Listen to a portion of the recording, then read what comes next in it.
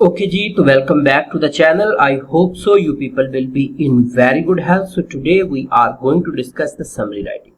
ये चीज मैं काफी अच्छे से प्लान कर रहा था क्योंकि समरी राइटिंग जो है वो आपके पेपर में 9th हो 10th हो और उसके अलावा फर्स्ट ईयर हो सेकेंड ईयर हो, फेडरल बोर्ड के पैटर्न के मुताबिक समरी राइटिंग जो है बहुत क्रूशियल है।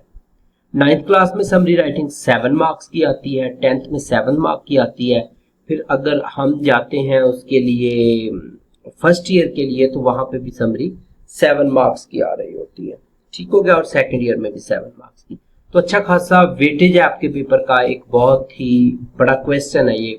तो आज हम डिस्कस करेंगे समरी राइटिंग को डिटेल के साथ। समरी राइटिंग के अंदर क्या चीजें आपने लिखनी होती है। मोस्ट प्रोबेबली जो पाकिस्तानी स्टूडेंट है वो ये समझते हैं कि we need to write down the first 2 lines, middle 2 lines and ending lines. बस ये 3 चीजें जो हैं वो हमने लिखनी होती हैं और इसके बाद हमारी समरी हो गई। तो आपने ये चीजें फॉलो करनी है जो आज मैं आपको बताने जा रहा हूं। That lecture is very important, तो प्लीज इसको एंड तक जरूर देखिएगा। तो सबसे पहले तो समरी को डिफाइन कर लें ताकि आप क्लियर हो जाएं कि समरी राइटिंग होती क्या है। Summary writing is the process of distilling a large text or passage into a shorter। Distil होता है किसी भी चीज को निचोड़ना, ओके, उसके अंदर से इंपॉर्टेंट इंफॉर्मेशन निकालना। और a passage into a shorter form, उसको डिस्टिल करके एक शॉर्ट फॉर्म के अंदर लेकर आना है बड़े पैसेज को। कैप्चरिंग द मेन आइडियाज, उसके अंदर से मेन आइडियाज को आपने लेना है। आर्ग्यूमेंट्स जो है मेन उनको लेना है, या फिर पॉइंट्स है जो मेन है उनको आपने लेना है। While ignoring minor details and secondary information, जितनी भी सेकेंडरी इंफॉर्मेशन है वो क्या होती है जो आगे फर्दर हम इंशाल्लाह डिस्कस करते हैं, लेकिन माइनर इंफॉर्मेशन जो कि इंपॉर्टेंट नहीं होती उसको आपने इग्नोर कर देना होता है। तो a good summary should be, अब एक अच्छी समरी की क्या क्वालिटीज होती हैं? B concise.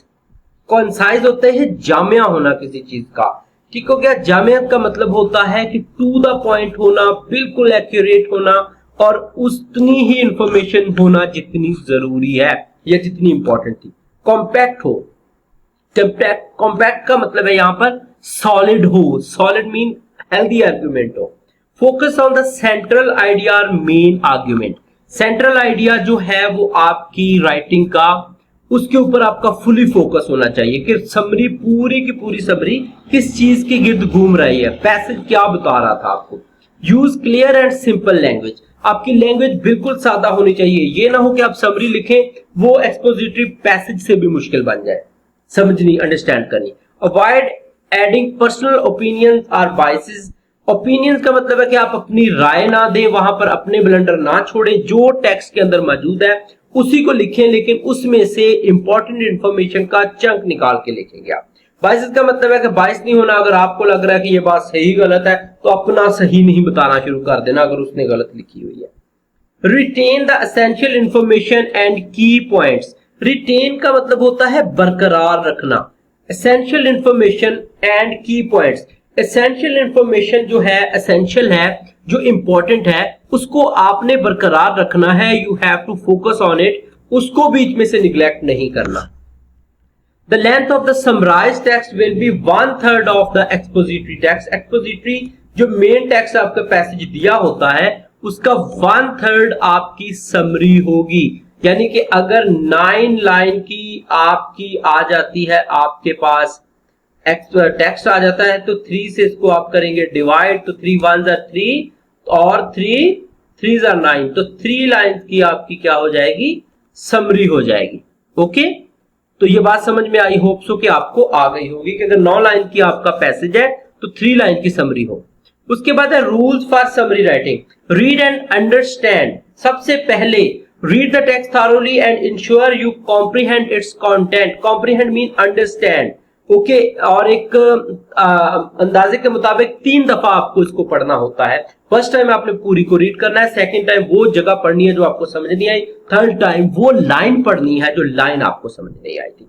Identify main ideas, determine the central ideas, argument और ओपिनियन। तो आपने सबसे पहले ये चीज चेक करनी है कि सेंट्रल आइडिया क्या है, कौन सी आर्गुमेंट है जो मेन है और कौन से पॉइंट है जो मेन है इसके अंदर। Filter out details, exclude minor details, minor details आपने एक्सक्लूड करनी है, निकाल देनी है, वो आपने दोबारा ऐड नहीं करनी। एग्जाम्पल्स अगर एक से ज्यादा दी हुई है वो ऐड नहीं करनी। सपोर्टिंग एविडेंस, यानी कि एक लाइन है कि कायदे आज़म ने पाकिस्तान बनाया और उसके बाद बहुत सी लाइनें हैं जो इसी बात को सपोर्ट कर रही हैं, he did hard work, he did this and that, तो उन सारी लाइनों को आपने नेग्लेक्ट कर देना है। मेन पॉइंट यही है कि कायदे आज़म ने पाकिस्तान बनाया। फोकस ऑन की इंफॉर्मेशन, की इंफॉर्मेशन क्लियर होनी चाहिए। एम्फसाइज क्रूशियल इंफॉर्मेशन, क्रूशियल का मतलब होता है इंपॉर्टेंट, इंपॉर्टेंट इंफॉर्मेशन को ज्यादा अहमियत दें, such as names, dates and events. Okay, तो ये जो क्रूशियल इंफॉर्मेशन पे आपने एम्फसाइज करना है, की पॉइंट पे, ठीक हो गया। उसके बाद है यूज योर ऑन वर्ड्स, अपने वर्ड्स में लिखनी है, पैराफ्रेज करना है, उसको रीफ्रेज करके लिखना है। एंड अवॉइड डायरेक्ट कोट्स और copying from the original text as it is, वहीं से लाइन उठा के आपने नहीं लिख देनी होती। The main purpose of summary writing is to check your knowledge कि आपको समरी राइटिंग का कितना पता है और आप कितना प्रिसाइज करके चीज को लिख सकते हैं। Condense and shorten, reduce the length while preserving essential information, तो उसका जो साइज है कंडेंस करना है, कॉम्प्रेस करना है, कंप्रेस करना है, आपने उसको छोटा करना है, ठीक है। Use clear language, right in a concise and straight forward style, clear language में लिखना है, सेंटेंसेस को लंबे करने की जरूरत नहीं है, उनको घुमाने फिराने की जरूरत नहीं है, डिफिकल्ट बनाने की जरूरत नहीं है। चेक फॉर एक्यूरेसी, एक्यूरेसी आपने चेक करनी है, तो एक्यूरेसी का मतलब होता है कि एक्यूरेट होना किसी भी चीज का, ओके, कि verify that your summary accurately represent the original text, के ओरिजिनल टेक्स्ट को रिप्रेजेंट कर रही है, उसके कैलिबर पे आ रही है।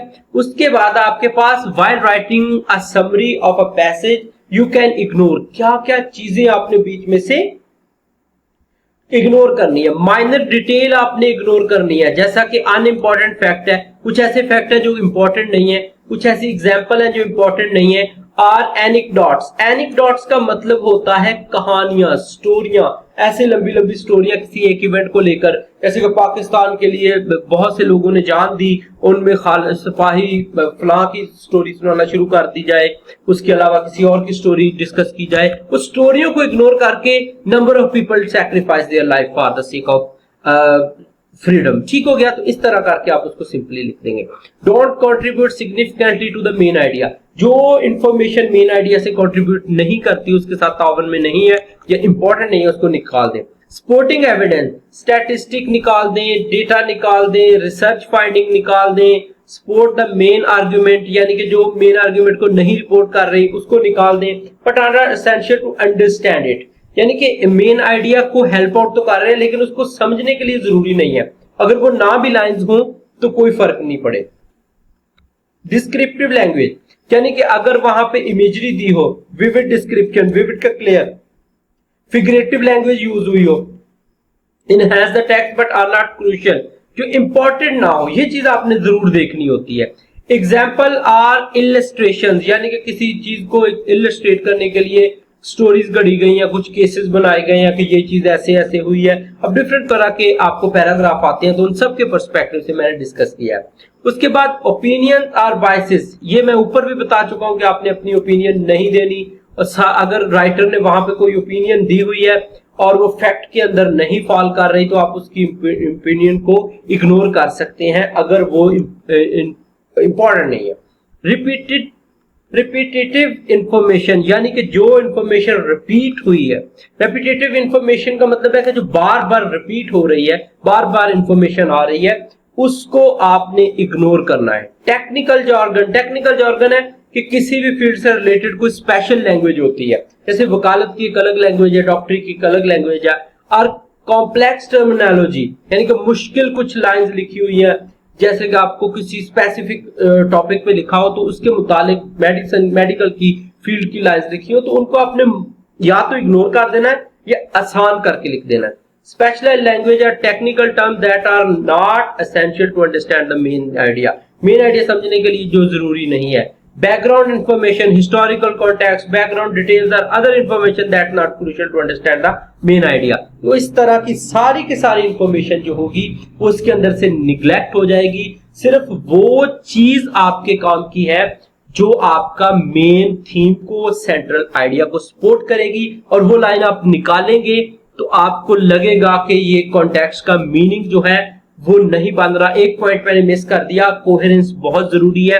इवेंट जिस तरह समरी के अंदर अरेंज होते हैं आपने उसी तरह अरेंज करना है। जो पहले हुआ पहले हो, जो बाद में हुआ वो बाद में हो। और कंक्लूसिव लाइन, कंक्लूड जरूर करना है आपने समरी को, कंक्लूड किए बिना आपने बिल्कुल नहीं आना। ओके, अल्लाह हाफिज, अपना रखिएगा बहुत सा ख्याल, और चैनल को सब्सक्राइब करें अगर आपने सब्सक्राइब नहीं किया।